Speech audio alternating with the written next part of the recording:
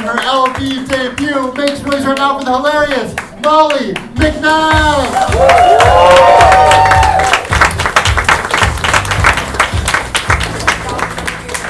Hi.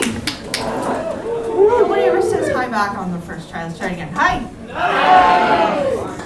Does anybody else feel attacked by their For You page on social media?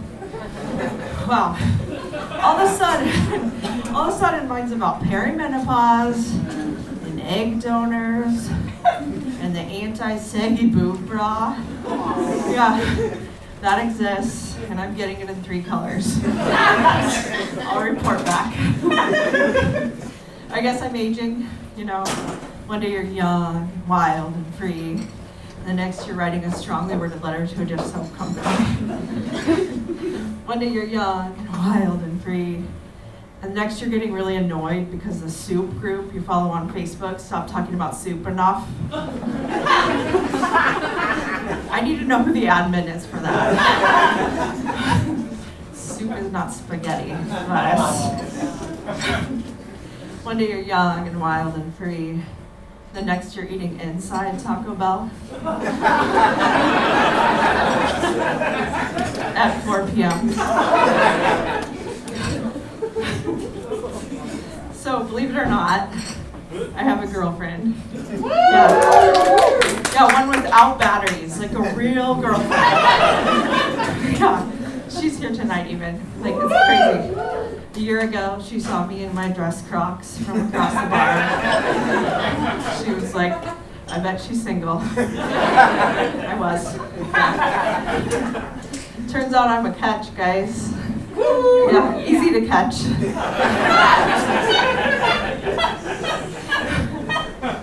I spent way too much time on the dating apps, like way too much.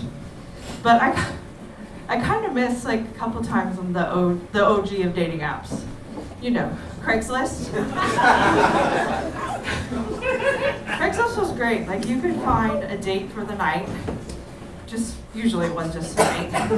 You could find a used futon to do it on. And you could find a freezer for them to put you in when they kill you. One-stop shopping. So before I was a part-time stand-up comedian, I was a doctor actually. Yeah, I decided years ago that part-time stand-up comedy would be way more lucrative than medicine. So I went ahead and had my residency program let me go. I was just done at that point. But it's okay though, guys, because I get to still practice medicine. Because so many of my comedy friends are like underemployed or underinsured and unemployed. So you guys, I get so many questions. Yeah, so the other day somebody tapped me on the shoulder and they were like, hey Molly, does this look like herpes? You have no idea how excited I was to turn around and just see a cold sore. I'm so relieved. Somebody the other day said, hey Molly, how much do you know about penises? Guys, I am a lesbian, but I just mentioned Craigslist, so I know enough. Clinically and recreationally, just enough. So, somebody the other day was like, hey Molly, it hurts when I do this. And I'm like, well, stop doing that and maybe talk to a real doctor about some medication. I don't know. Is there any middle-aged guys in here? There's a couple. So, I have just a public service announcement for you. And before I get to more comedy. Okay, so like, everybody says when it's time to get the prostate exam, everybody says, I want to find somebody with small hands. Like, okay, you don't want someone with small hands, okay? Because like these little tiny 3/4 life-size hands, if they can touch your prostate, you're screwed. Pack up and go to Hawaii. Take that vacation you haven't taken. Just go. Best to just find somebody with normal sized hands. Anyway, Okay, back to comedy. So, I'm trying to book more shows. I'm trying to get out there. I mean, my calendar's empty, and so is my wallet. So, I'm putting myself out on Instagram more. And guys, that comes with trolls. Yeah. Somebody the other day told me that my front butt is bigger than my actual butt. Yeah, that's mean. But like, duh. I have eyes too. Astute observation. Yeah, whatever.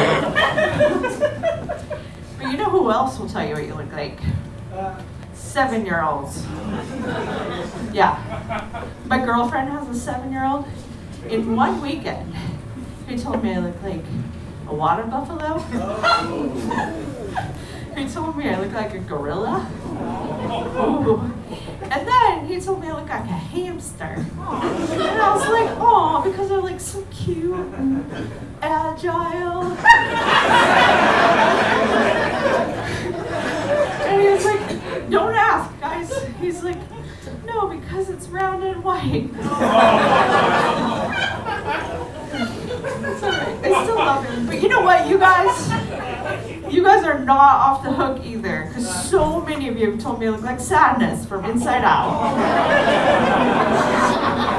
Once you see it, you can't unsee it. I'm so glad Sweater Weather's almost over. So, I guess speaking is sad. This is a bad transition. So, I don't work now. I'm disabled, and I have like way too much time on my hands. So I watch a lot of daytime television. So guys, I was watching The Price is Right the other day. Somebody won a 5-day, all expenses paid trip to Medford, Oregon. That is 4.5 days too long in Medford, Oregon. What are they gonna do? Like, dinner for two at the Denny's off exit 30? Get a rental car and get the hell out of Medford? On that same episode, somebody won an SUV. Somebody else won a trip to the French Riviera. This poor guy is going to Medford. Okay, one more thing. I'll leave you on this. I also have way too much time to think. And there's one thing I think about more than anything else. Bathroom stall graffiti. Guys, who always has a Sharpie with them? Like, I never even have a working pen. But like, who are these people with Sharpies?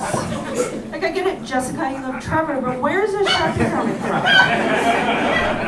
But I have figured out what I'm gonna write when I have a Sharpie and courage to deface public property. Okay. For a mediocre time, call Molly. But I'm aging now, so not during Jeopardy and not after 11 p.m. All right, thank you.